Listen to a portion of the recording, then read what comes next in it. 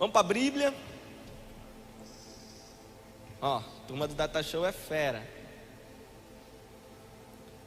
Queridos, nós nesse tempo de unção pastoral, nós estivemos numa escola junto com os apóstolos e eles bateram muito firme nas cartas pastorais, aquelas que Paulo escreveu a duas pessoas específicas, Timóteo e Tito, no qual compreende 1º e 2º Timóteo e também o livro de Tito. E ele está falando com garotos que ele está outorgando para serem pastores, para serem bispos, para implantar o reino de Deus. Isso tudo tem a ver com o que está acontecendo em Getsemane, e por isso nós sentimos a necessidade de estar aqui comentando contigo, fomentando isso na tua vida, para que esse entendimento não fique recluso, enclausurado só na vida dos pastores que foram legitimados, mas que você entenda que essa unção que foi derramada sobre nós aqui, se derrama sobre a vida de toda a geração que está debaixo das nossas coberturas, amém? Então esse negócio de, o pastor, não, o meu pastor foi ungido e a partir de agora nós estamos debaixo dessa unção. A unção que vem da vida deles derrama sobre a vida de vocês, e sobre a vida de vocês recai porção dobrada. Amém? Então, não fica desligado nesse tempo não. Fica atento e muito atento, porque o que o Senhor vai fazer nas nossas vidas, eu não vou te dizer o que é, porque eu só consigo ter a dimensão da fé. E a fé é você acreditar naquilo que você não consegue ver. Mas eu sei que grandes coisas o Senhor tem para fazer nas nossas vidas. Amém? Se tudo que Ele já fez para nós já nos deixa assim motivo de grande alegria, nós já ficamos como salmista, o que darei ao Senhor por tudo que Ele já me tem feito. Eu particularmente me sinto assim na minha vida. Ultimamente assim, o que eu posso dar para o Senhor por tudo que Ele já fez? E aí o Senhor vem com uma nova promessa: o que eu vou fazer, nem olhos viram e nem ouvidos ouviram. Nem penetrou no coração do homem o que Ele vai fazer em Getsemane. Eu só quero dizer uma coisa: eu quero estar lá na hora que o portal se abrir para entrar. E eu quero declarar que você também estará junto comigo, junto com seus pastores, junto com essa igreja, para viver o novo tempo do Senhor sobre as nossas vidas, amém? Nesse tempo, Paulo escrevia a Tito, e eu gostaria que você observasse alguns elementos, porque isso é uma carta, tá? E essa carta você vê que nós já começamos no versículo 4, só para a gente encurtar um pouquinho de tempo, porque ele faz um preâmbulo. Antes, nos versículos 1, 2 e 3, Paulo, apóstolo de Cristo, prisioneiro da graça, como fazia uma carta bem bonitinha. E aí no versículo 4 ele diz, para quem é endereçada essa carta. Diz assim: a Tito, meu verdadeiro, vamos lá igreja toda, meu verdadeiro. Então Paulo não tinha filho, mas ele estava escrevendo uma carta para o Tito, que é o meu verdadeiro filho. Faz questão de dizer assim, de verdade. Não é só uma palavrinha solta ao vento, como às vezes a gente costuma ver, e eu acho lamentável, quando a gente pega figuras tão importantes que o Senhor criou, como a família, e a gente coloca assim ao vento: fulano, tu é meu irmão, bicho, tu é meu brother, tu é meu irmão, e por trás está cacetando o coleguinha, nem é tão irmão assim. E que nós possamos aprender hoje com o DNA de Paulo, que ele fala assim: Tito, verdadeiro filho na fé, segundo a fé comum, por isso que ele diz na fé, graça, misericórdia e paz da parte de Deus Pai e da do Senhor Jesus Cristo, nosso Salvador. Por enquanto vamos ficar no versículo 4. Queridos, nesse momento que nós estamos vivendo, é um momento muito parecido, muito semelhante com o contexto da vida inteira de Paulo. Paulo, ele sempre foi um indivíduo que era ávido, que era inveterado em cumprir aquilo que Deus queria para a vida dele. Você vai perguntar para mim: se você conhece um pouquinho mais a palavra, mas Paulo não matava os cristãos? Matava.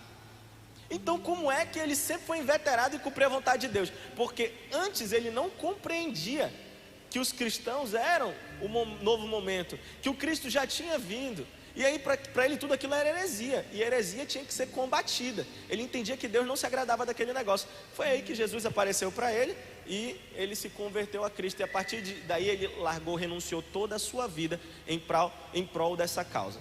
E aí ele está dizendo assim: Timóteo, ou Tito, perdão, porque Timóteo ele falou a mesma coisa, meu verdadeiro filho na fé. Queridos, esse elemento filho traz para nós algumas características, e aí vamos comentar aqui um pouquinho. Primeira coisa, qual é as características que um pai dispensa para um filho. Vamos lá, queria que a gente interagisse aqui um pouquinho. Vamos lá, Glauber, manda aí. O que um pai faz por um filho, no caso você faz pela sua filha? Cuidado. É uma expressão excelente. O que Paulo estava querendo dizer então para Tito? Tito, eu sou teu verdadeiro pai na fé. Então para você o meu cuidado. Mais alguém que um pai faz por um filho? Vai, manda aí, gente. Tem que falar um pouquinho alto aqui de máscara, eu não consigo ouvir. Proteção. Aqui ó, sobre Tito, a minha proteção. Rapaz, é impressionante como esse negócio de discipulado nos evoca os sentimentos paternais. Eu não quero ver ninguém chegando com o meu discípulo e destratando e maltratando. Assim também Paulo estava dizendo, as características de um pai, o que ele tem para um filho, eu também tenho para ti. Esse tempo em Getsêmani, nós estamos vivendo inclusive está sendo inaugurado, um momento de que vamos viver como Paulo. Eu e você vamos gerar verdadeiros filhos na fé, em nome de Jesus. De nós vai nascer um amor por essas vidas que você já tem e as que você ainda vai conquistar, e serão muitas. Será pai e mãe de multidão aqui nessa igreja. Nós não vamos ter lugar para colocar essas pessoas. O Senhor vai inaugurar nos nossos corações um sentimento de verdadeiros pais por aqueles que estão precisando da nossa palavra. O que pai também faz? Pai dá instrução. Era a última, irmã, a senhora pulou. Era a última que era para aparecer, era instrução, direcionamento, instrução. Então vamos, antes de falar da instrução, vamos falar da exortação. Não tem que chamar atenção de vez em quando? Ora, o menino está fazendo as coisas e às vezes ele não sabe que ele está fazendo a coisa. Queridos, às vezes o indivíduo está fazendo as coisas e não sabe que está fazendo errado. Olha ali Paulo dizendo: Tito, você é o meu verdadeiro filho. Se precisar de um puxão de orelha, eu vou puxar a sua orelha. Nós estamos aprendendo com Paulo, porque nós vamos fazer isso que Paulo estava fazendo com Tito. Nós seremos enviados para o Brasil todo, para a nação, para as cidades, para fazer o quê? Cumprir o ídolo do Senhor. E lá a gente vai precisar dar o quê? Exortação. Olha, é impressionante. Às vezes o Lorenzo faz algumas coisas que falo, meu Deus, esse menino deve ter ficado maluco. Eu acho que apareceu essa expressão no mundo: tu tá ficando doido, né? Todo mundo fala assim: tu tá ficando doido. É comum nós falarmos: tu tá ficando doido, porque parece que algumas reações que algumas pessoas têm só pode estar maluco. E aí quando eu vou conversar com o Lorenzo, eu digo assim: Lorenzo, você acha, pensa comigo, que uma pessoa que faz isso e isso é normal? Não. Isso está certo? Não. E por que você fez? Aí ele me olha: não sei. Por maldade não foi. O problema é que nós precisamos de exortação, precisamos de líderes, nós precisamos de verdadeiros mentores que tenham a visão além da nossa, para nos guiar, para que a gente não venha estar caindo no buraco que todo mundo já caiu, queridos. Paulo estava se posicionando na vida de Tito como um verdadeiro pai. E também sobre ele cabia um nível de instrução. Às vezes a gente quer romper. Eu acho que todo mundo que veio para cá, para a igreja hoje, você não saiu da sua casa pensando assim: puxa, vou para um lugar que eu vou fazer nada, vou aprender nada, vou acordar cedo e não vou receber nada, e vou voltar para minha casa. Não, eu não acredito que aqui tem esse DNA de religiosidade, pessoas que vão à casa do Senhor para nada. Não, eu acredito que se você veio para cá, você veio buscar instrução desse altar da parte de Deus, para que a sua vida venha crescer.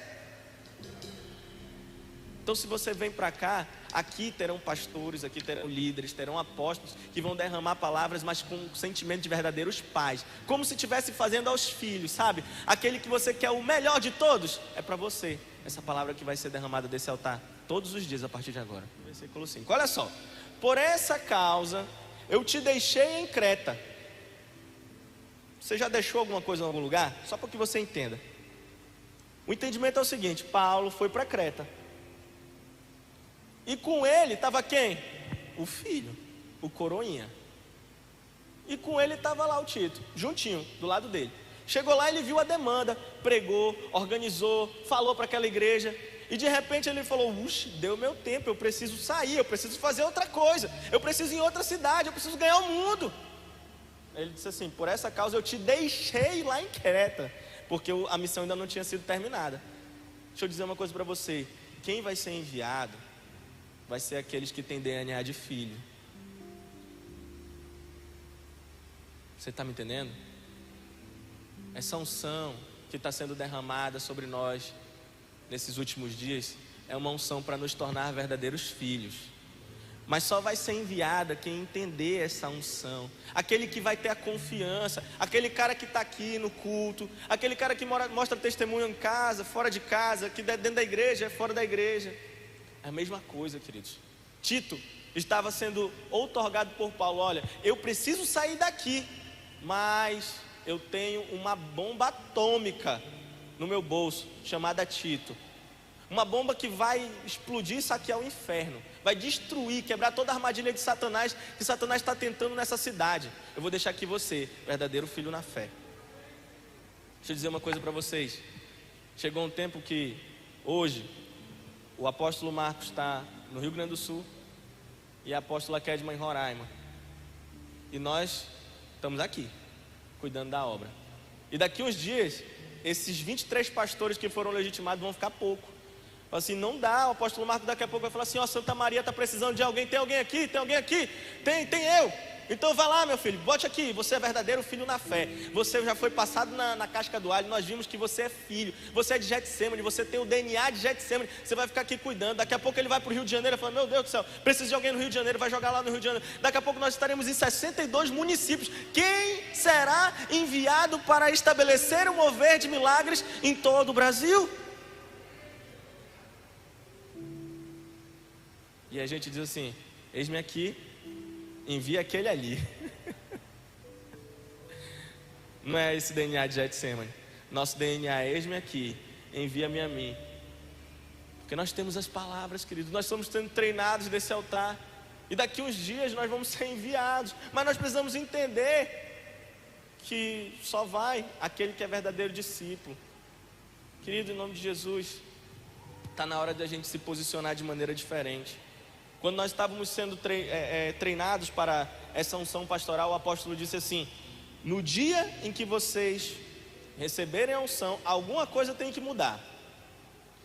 As pessoas têm que olhar para vocês e têm que dizer: mudou. Pronto, vocês nunca me viram pregando de paletó, já estou de paletó aqui.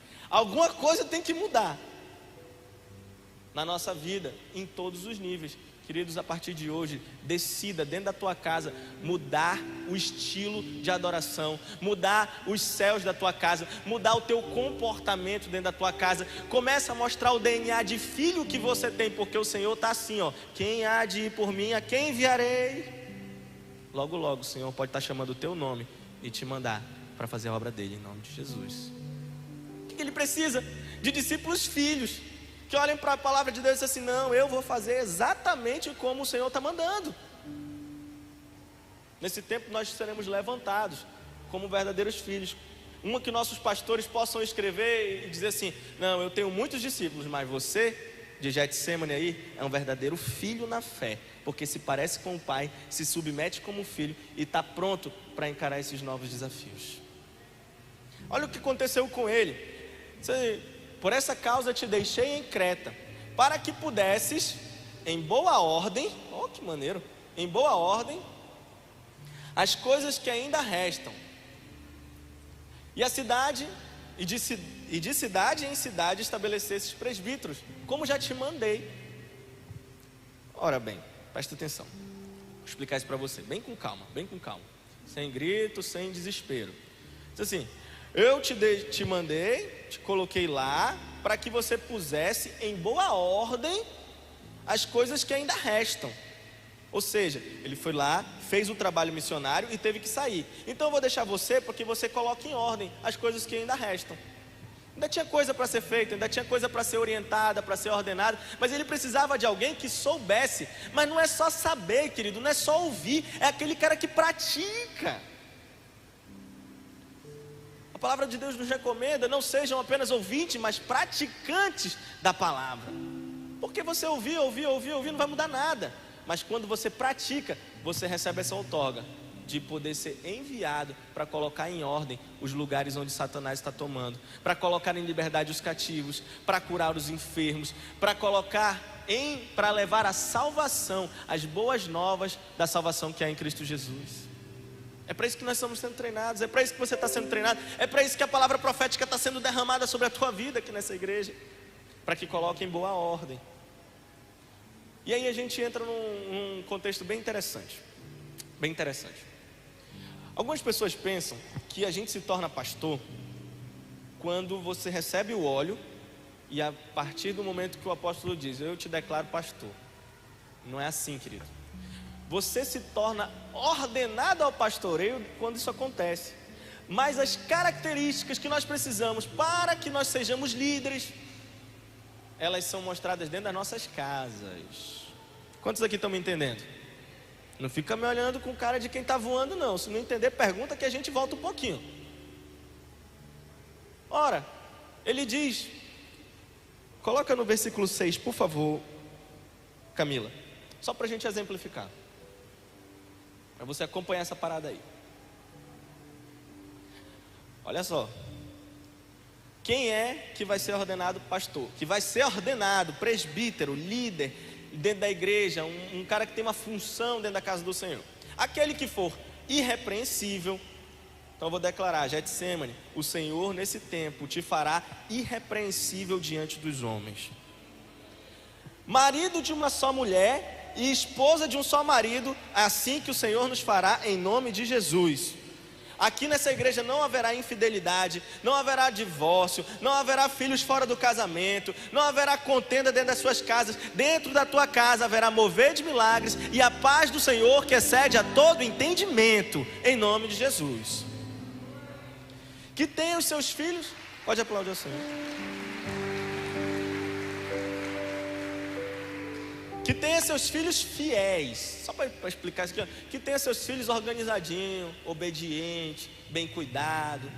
Isso aqui é o fiel que ele está dizendo aqui. Em outras traduções, em sujeição. Filhos que obedecem, filhos que te honram, filhos que te ouvem, filhos que são cuidados, filhos que mesmo não concordando decidem ouvir a instrução. Assim será dentro da tua casa. Teus filhos serão geração bendita, herança do Senhor, o fruto do ventre, um verdadeiro galardão, presente dos céus. Que não possam ser acusados de dissolução e nem são desobedientes. Eita nozes! E aí Paulo estava dizendo assim, pega esses caras. Naquela época só podiam os caras, hoje podem também as caras. Então pega esses caras e essas caras e unge esses caras, brother, para ser presbítero, para ser diácono, para ser levita, para ser pastor, bispo, apóstolo. Então a gente não se torna, depois que o óleo desce, nós nos tornamos na nossa casa. Ele diz assim, agora, Tito, sai em todas as cidades e ordena presbíteros, ordena pessoas que possam servir na minha casa, servir na obra de Deus. E o que ele vai fazer? De casa em casa, até a última casa. E ele vai lá, observando. Esse cara aqui está irrepreensível, é marido de uma só mulher, os filhos dele estão aqui, a gente está vendo, estão tudo organizadinho, não pode ser acusado por ninguém. Meu irmão, no dia que nós entendermos que esse mover profético vem para organizar as nossas casas, para colocar na nossa casa um verdadeiro mover de milagre, que a atmosfera dos céus esteja sobre a nossa casa, quando a nossa casa estiver dentro do projeto, dentro da vontade de Deus, esse é o momento que o Senhor vai dizer assim, achei, esse aí está pronto para ser legitimado e ser mandado para implantar o meu reino na terra. Vou perguntar, você não vai me responder. Mas quantos aqui têm feito o mover de milagres de casa em casa, até a última casa, na sua casa semanalmente? Não precisa me responder. Mas eu vou te fazer um convite. O pastor Presley está ali atrás. Antes de você sair do teu lado esquerdo, ele está sentado numa mesinha. Ele não é uma figura decorativa, ele é um pastor, gente. Por que ele está sentado ali? Para descansar? Não, ele está ali para fazer um cadastro, para nos instruir como fazer o mover de milagre, quando fazer o mover de milagre. Cadê as ministrações, pastor Presley? Ele vai te mandar no teu WhatsApp. E está tão prático agora. A gente sempre está fazendo um negócio assim, que se você não tem a ministração de célula, você manda um WhatsApp para ele, ele te manda todas as ministrações. E se você quiser, ele ainda te manda com os slides prontos, mano. Pelo amor de Deus, é só tu fazer. Todas as condições estão sendo dadas por essa igreja, por esses apóstolos que aqui presidem, para que nós possamos ter verdadeiros moveres nas nossas casas. E não é mover de qualquer coisa, e não é mover de blá blá blá, não, é mover de milagre. É a organização da nossa casa. E aí, você está vendo o que vai acontecer na tua casa quando você estabelece mover profético, quando você se abre para essa presença do Senhor entrar, quando você se posiciona para pregar a tua palavra dentro da tua casa, para a tua esposa, para os teus filhos, para o teu marido, para os teus filhos. E se você é filho aqui, os seus pais, para os seus pais também. Quando você se posiciona desse jeito, aí a palavra de Deus está te mostrando, ó, agora sim, você está pronto e você está pronta para receber uma unção, de levar essa unção para fora da tua casa, transcender os limites da tua geografia e conquistar a nação para Jesus. Então, o primeiro passo, querido,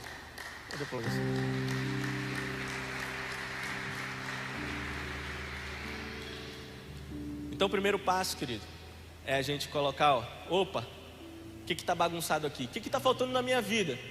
Eu quero ser enviado para esse negócio. Eu senti aquele mover profético naquele dia quando os filhos eu estava sendo ungido, eu não consegui ver nada. Eu tive que assistir no YouTube depois. Chamaram o filho dos pastores que gostariam de receber uma unção sacerdotal. Esse altar ficou tomado. E depois, como o bispo falou aqui, pessoas me procuraram falando, eu também quero. Eu também senti de Deus o chamado pastoral. Queridos, eu vou falar com o apóstolo Marcos e nós vamos fazer um dia aqui um culto só para quem sentiu o chamado pastoral. Nós vamos liberar sobre a tua vida uma unção. Mas nesse tempo, se tu sentiu esse negócio, fala assim, rapaz, essa palavra é para mim. Deus me falou, eu vou abrir uma igreja no tal canto. Em nome de Jesus, começa a colocar em ordem a tua casa.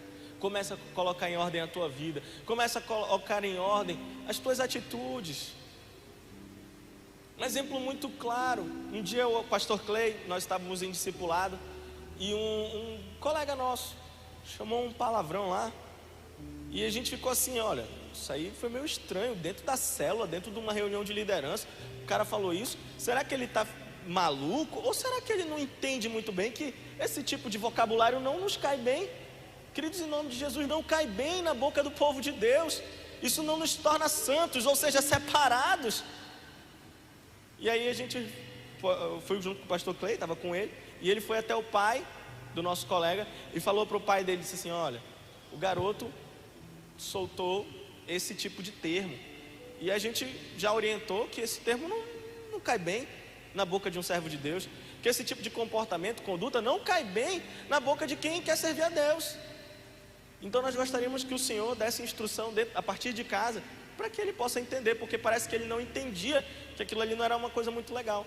E aí o pai dele baixou a cabeça e falou assim, pastor Clay, eu quero lhe dizer que eu não posso fazer absolutamente nada pelo senhor, porque isso que ele fez, ele aprendeu dentro de casa e aprendeu comigo. O erro está em mim. Falei, misericórdia.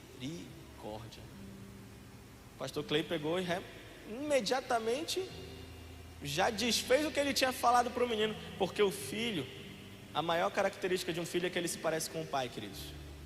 Deixa eu falar uma coisa, a nossa casa será um pedacinho dos céus.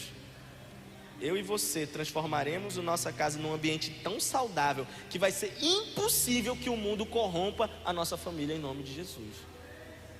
Quando nós conseguimos entender isso, que é a da casa que a gente distribui para o mundo, nós vamos ter famílias felizes, nós vamos ter famílias organizadas, nós vamos ter famílias prósperas, nós não vamos ter o nosso menino indo para a boate, nós vamos ter o menino vindo para a casa de Deus, aqui para o Move, adorando a Deus, servindo no altar, te dando orgulho. Aí eu vou te falar uma coisa, tu não vai nem precisar correr atrás de ninguém nesse mover novo, de conquistar, não precisa não, porque as pessoas, elas costumam procurar soluções aonde elas encontram vitoriosos. E deixa eu te falar, as pessoas estão procurando referência na área da sua família. Eles vão buscar você, Eu falo assim: como foi que você conseguiu colocar teus filhos tão ajustadinhos assim da cabeça? Como foi que você conseguiu fazer a tua esposa te amar tanto, cuidar de ti? Eu me lembro, últimos dias o apóstolo chamou o meu sogro para uma conversa, para dizer que ia nos legitimar. O meu sogro é presidente de um ministério, e ele compartilhou conosco a seguinte palavra: eu sou pai da Bianca, eu conheço a Bianca dentro de casa, eu sei quem a Bianca é, e a Bianca não é fácil. A Bianca é uma mulher forte, de opinião forte, de decisão forte. Ela não é de baixar a cabeça para ninguém, ela não é de bater continência. A Bianca, rapaz, falar uma coisa para você: a Bianca é cearense da cearense. Ele disse lá, ele disse: o Marcos casou com ela, e levou um tempo para eu considerar o Marcos um homem. Eu disse: rapaz, será que eu era mulher então? Demorou um tempo para eu considerar o Marcos um homem. Mas um dia nós estávamos reunidos em casa, e a Bianca pegou e colocou uma posição: nós vamos fazer isso, isso, isso, porque vai ser assim, assim, assim. E o Marcos pegou e disse assim: não, vamos fazer da outra forma, vamos fazer assim, assim, assim. Quando eu olhei para a Bianca esperando ela voar na cara dele, de voadeira, ela bateu continência e disse: seja feito do jeito como meu marido determinou. Eu disse: ali eu descobri que o cabo é homem. Deixa eu dizer uma coisa: esse mundo está precisando de mulheres que entendam seu papel dentro de casa. Queridas, não tem nada a ver com essa parada que o feminismo está dizendo aí. Não tem nada a ver com o que o feminismo está pregando. O empoderamento da mulher é: mulher sábia edifica a sua casa, e a tola com as próprias mãos as destrói. E as mulheres cristãs têm construído uma casa saudável, filhos saudáveis, tempo saudável, respeitando o seu marido e sendo honrada por ele. Tem nada a ver com o que esse negócio estão falando lá fora, não. Tem a ver com vocês, mulheres que entendem seu papel. E é com as suas mãos que vocês vão construir a sua casa. E aquelas que ainda precisam vão procurar vocês, dizer assim: o que foi que você fez para que a tua casa seja tão organizada, para que o teu lar seja de paz, para que os teus filhos estejam tão bem? Vai dizer assim: aqui ó, eu me pareço com o pai, e aquilo que recomenda na palavra eu cumpro. Meu marido não me distrata, meu marido não me maltrata, pelo contrário, me honra aonde eu vou. Eles foram numa reunião, apóstolo e apóstola, e ele fez o que ele faz aqui todo domingo: puxou o saco dela. Quem aqui já viu o apóstolo puxando o saco da apóstola? Levanta a mão, só para eu... Rapaz, mas puxa saco, mano, nunca vi. E vocês pensam que aquilo é na igreja? Deixa eu falar uma coisa para vocês. Em casa, todos os dias, se você conseguir entrar no quarto deles, logo depois que eles acordam, você vai ver uma surra de beijos que ele dá nela. Eu vi a vida inteira, e o Felipe está ali, pode confirmar o que eu estou dizendo. Surra de beijos. E ele diz: amor, eu te amo. Kedma, eu te amo. Kedma, mas tu é tão linda. Kedma, já pensou se eu não tivesse casado contigo? Kedma, mas tu é maravilhoso. Mas um cara que tem dentro de casa o testemunho que ele vem para o altar e dá só uma palhinha para vocês. Esse negócio de uau, vocês não sabem o que ele faz em casa. Aqui precisa respeitar o decoro, né? O altar você não pode fazer certa... Mas em casa, tadinha dela se ela passar descuidada na frente dele. Não use sua imaginação, querido.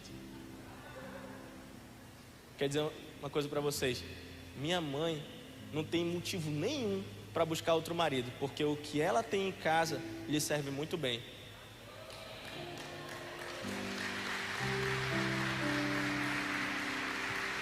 Ei, a gente tem instrução desse altar, a gente tem exemplo, e nós, dentro das nossas casas, viveremos um verdadeiro pedacinho do céu. Quantos me entenderam aí? Sei que vocês estão acostumados com a ministração minha mais profética, mais pegada, mais não sei o que, mas gente, a gente está começando um tempo diferente. Nós precisamos entender, porque eu acho que o apóstolo fala aqui, ele sai falando, mas o que está acontecendo mesmo? É isso aqui, gente. Tempo de Paulo na nossa vida, tempo de Tito na nossa vida. Você aprenderá a ser ovelha como um verdadeiro filho, e você aprenderá a ser pastor como um verdadeiro pai, e nós vamos tomar essa nação. Fica de pé que eu quero orar por ti.